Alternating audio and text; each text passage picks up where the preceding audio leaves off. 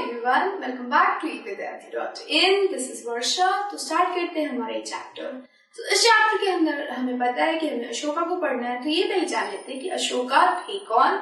So he was a very great emperor. हमने अपने introductory video में बात करा, बहुत ही ग्रेट एम्परर थे। और क्यों थे?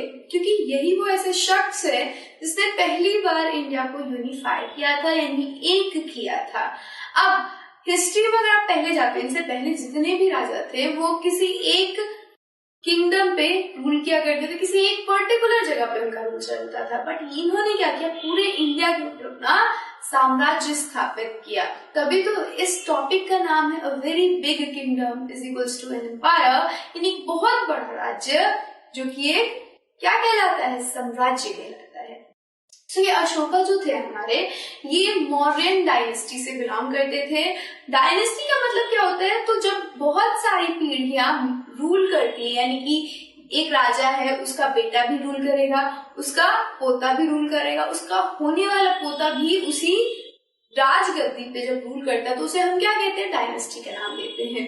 सो Ashoka was from a Mauryan dynasty, यानी कि उसके डैड, उसके ग्रैंडफादर, उन्होंने भी रूल कर रखा था। और उनके ग्रैंडफादर चंद्रगुप्त मौर्य ने इस डायनेस्टी की स्थापना करी। कैसे करी वो समझते हैं आइए। तो उससे पहले हम ये देख लेते हैं, ये जो हमारा मैप है इसके अंदर हम क्या देख रहे हैं, एक एम्पायर को देख रहे हैं। क्यों एम्पायर को देख रहे हैं? क्योंकि ये बहुत बड़े इलाके में फैला हुआ है, पूरे इंडिया को, ऑलमोस्ट पूरा इंडिया इसके अंदर कवर्ड है। ऑलमोस्ट पूरा का पूरा हमारा पाकिस्तान इसके कब्जे में है, इस मौर्यन एम्पायर के अंडर आएगा। So this is your Mauryan empire का मैप। नेक्स्ट चलते देखते हैं कि इस मौर्यन एम्पायर की स्थापना किसने की। So, the Mauryan Empire that Ashoka ruled was founded by his grandfather Chandragupta Maurya more than 2300 years ago. इसकी स्थापना, इस मौर्यन एम्पायर की स्थापना 2300 साल पहले की गई थी। और किसने करी थी? चंद्रगुप्त मौर्य ने।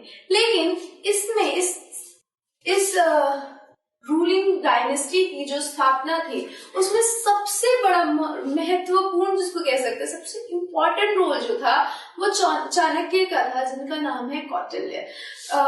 चाणक्य और कौटिल्य एक ही इंसान है, सबसे बड़ी बात तो। और इन्होंने ही चंद्रगुप्त को असिस्ट किया था कि वो इस डायनेस्टी की, इस एम्पायर की रचना करे। So, Chandragupta was supported by a wise man named Chanakya और कौटिल्य। चाणक्य या फिर जिसे हम कौटिल्य भी कह सकते हैं, उनके द्वारा ये असिस्टेड थे, सपोर्टेड थे। इन्होंने क्या किया था, जो हमारे चाणक्य बहुत वाइज थे, और उन्होंने क्या किया था, उन्होंने कौटिल्यास अर्थशास्त्र लिखा था। अर्थशास्त्र का मतलब क्या होता है, इकोनॉमी। इसके अंदर बहुत सारी चीजें लिखी हुई है। इन्होंने जो अपनी किताब है उसके अंदर बहुत सारी चीजें लिखी हुई है, कैसे मैनेज करना है पूरे एम्पायर को, क्या क्या आपको करना होगा कि आपका जो एम्पायर है वो एक साथ रहे, कैसे रूल करें, किस तरीके से लोगों को रखें, ये सारी चीजें इसके अंदर बताई गई है। तो कोई भी इंसान जब रूल करता है, या फिर कोई भी इंसान किसी को आइडिया लेनी होती है आज के टाइम पे भी अबाउट कैसे कहीं पे रूल करना है, या फिर किस तरीके से अपने मैनेजमेंट को और अच्छा बनाना है, दे स्टडी दिस कौटिल्यास अर्थशास्त्र। तो इतने वाइज मैन थे कि आज भी उनके आइडियाज को लोग फॉलो करते हैं। सो आप समझ सकते हो कि वो बहुत वाइज मैन थे। There were several cities in the empire which included the capital Pataliputra, Takshashila and Ujjain. तो यहाँ पे इस एम्पायर के अंदर बहुत सारी इंपॉर्टेंट सिटी थी। इन इंपॉर्टेंट सिटी में सबसे हमारा जो इम्पोर्टेंट होगा वो होगा इसका कैपिटल पाटलिपुत्र, दूसरी इंपॉर्टेंट सिटी है हमारी तक्षशिला, और तीसरी इंपॉर्टेंट सिटी है उज्जैन। कैपिटल था पाटलिपुत्र, तो वो तो अपने आप में ही इम्पोर्टेंट होगा। तक्षशिला क्यों इम्पोर्टेंट था? क्योंकि ये गेटवे था नॉर्थ वेस्ट की तरफ, यानी कि जब आप यहाँ पे ये मैप देखते हो तो यहाँ पे हमारा तक्षशिला है, इसके बाद वाला जो एरिया है वो मौर्यन एम्पायर में नहीं था, यानी कि इसके बाद हमारा मौर्यन एम्पायर खत्म हो जा रहा है। एंड साथ ही साथ जो मौर्यन एम्पायर है यहाँ खत्म जब हो रहा है, तो इसके बाद हमने देखा था कि कुछ रेंजेस है, यानी हिल्स है। तो इसके बाद अगर कोई इस तक्षशिला के बाद क्रॉस करे उन हिल्स को तो वो कहाँ जा रहा है, north west frontier Iran Iraq के अंदर वो प्रवेश करेगा। तो क्योंकि यहाँ पे ट्रेडिंग हो रही थी इस तक्षशिला के अंदर, तो इसको एक इम्पोर्टेंट सिटी माना गया था। क्योंकि हमने देखा था पास्ट में भी ईरान के साथ बहुत सारे ट्रेडिंग टाइज थे हमारे, वहां से बहुत सारी चीजें इंडिया के अंदर और इंडिया की चीजें उधर जा रही थी ईरान के अंदर। सो ये तक्षशिला एक इम्पोर्टेंट सिटी थी इसकी वजह से। दूसरा, उज्जैन भी एक बहुत इम्पोर्टेंट सिटी है क्योंकि ये क्या कर रहा है, ये गेटवे प्रोवाइड कर रहा है नॉर्दर्न साइड ऑफ इंडिया को सदर्न पार्ट में और सदर्न साइड ऑफ इंडिया को नॉर्दर्न साइड में, यानी यहीं से लोग क्या कर रहे हैं, दोनों तरफ मूव कर रहे हैं। तो ये भी एक इम्पोर्टेंट सिटी था हमारे मौर्यन एम्पायर के अंदर। Takshashila was a gateway to northwest including central Asia। Central Asia में यहाँ से जाया जा सकता था। वहीं Ujjain lay on the route from north to south India। यहाँ पे रूट, ये जो उज्जैन था वहां पे रूट था नॉर्थ इंडिया में और साउथ इंडिया में जाने का। Merchants, officials and craft person probably lived in these city, यानी कि इन इम्पोर्टेंट सिटीज के अंदर व्यापारी, बड़े बड़े व्यापारी रहा करते थे। ऑफिशियल्स यानी कि जो लोग राजा के लिए काम कर रहे थे वो लोग रहते थे और क्राफ्ट पर्सन्स भी रहते थे। तो बड़े बड़े नामचीन हस्ती इन इम्पोर्टेंट सिटीज में रहा करती थी। बाकी के जो लोग थे जैसे कि आपके हंटर गैदरर्स हो गए, आपके जितने भी छोटे मोटे काम करने वाले लोग हैं जैसे फार्मर्स हो गए, वो आउटस्कर्ट्स पे रहते थे, वो थोड़े कम इम्पोर्टेंट सिटीज में रहा करते थे। अब क्योंकि ये जो हमारा मॉडर्न एम्पायर है, क्योंकि ये बहुत बड़ा था, तो जस्ट लाइक इंडिया इसके अंदर भी बहुत सारी डाइवर्सिटी थी। यहाँ पे अलग अलग तरीके की लैंग्वेजेस बोली जाती थी, यानी कि अगर हम बात करें लैंग्वेजेस की तो यहाँ पे कल्चर्स भी होंगे। तो इट मीन्स कि अशोका ने क्या किया, अशोका ने डाइवर्सिटी को स्वीकार किया, एक्सेप्ट किया और इस पूरी डाइवर्सिटी को as a part of India रखा, as a part of his empire रखा, अपने एम्पायर का एक पार्ट रखा in culture, in languages diversity को। नेक्स्ट चलते हैं, देखते हैं in other areas there were villages of farmers and herders. बाकी के एरिया में विलेजेस थे जहाँ पे हर्डर्स रहा करते थे, पशुपालक और कृषक रहा करते थे।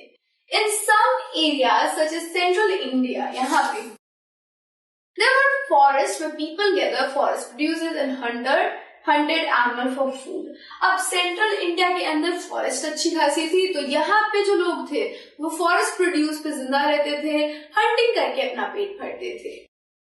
People in different part of the empire spoke different languages. They probably ate different kind of food and wore different kind of clothes as well। तो यहाँ पे दिख रहा है कि हमारे इस मॉडर्न एम्पायर के अंदर डाइवर्सिटी का एक एलिमेंट दिख रहा है कि वो अलग तरीके की खान पान है, उनकी लैंग्वेज अलग है और परिधान यानी पोशाक भी अलग अलग है। सो मॉडर्न एम्पायर में वी कैन इजीली सी कि देयर इज डाइवर्सिटी एंड इस डाइवर्सिटी को हमारे अशोका, हमारे जो मॉडर्न डायनेस्टी थी उसने एक्सेप्ट किया था।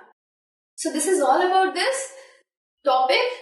अ very big kingdom is equals to an empire. हमने देखा कि एक एम्पायर के अंदर क्या क्या होगा, एम्पायर के अंदर चीजें क्या हो जाएंगी, लार्ज स्केल पे हो जाएंगी, वहां पे अलग अलग तरीके के लोग रहेंगे, जो इम्पोर्टेंट सिटी होगी वो सब एक नहीं होगी, वो कई सारी हो सकती है, जैसा कि हमारे मौर्यन डायनेस्टी के अंदर थी, मौर्यन एम्पायर के अंदर थी। कौन कौन थी, इसका एक कैपिटल था पाटलिपुत्र, दूसरी जो इम्पोर्टेंट सिटी थी that was Takshashila and third was Ujjain. हमने ये देखा कि यहाँ पे जो लैंग्वेज बोली जा रही थी, जो कपड़े पहने जा रहे थे, जो फूड खाया जा रहा था वो भी डिफरेंट था। लोगों के द्वारा ऑक्यूपेशन भी डिफरेंट था कि कुछ लोग फार्मर हर्डर्स थे तो कहीं कुछ लोग हंटर गैदरर्स थे।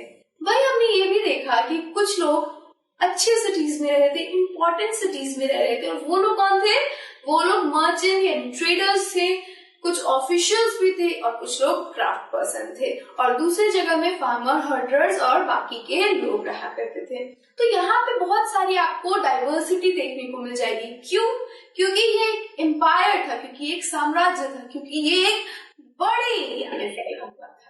So this is all about this topic. I will see you in the next topic. So till then, keep learning with us and stay safe.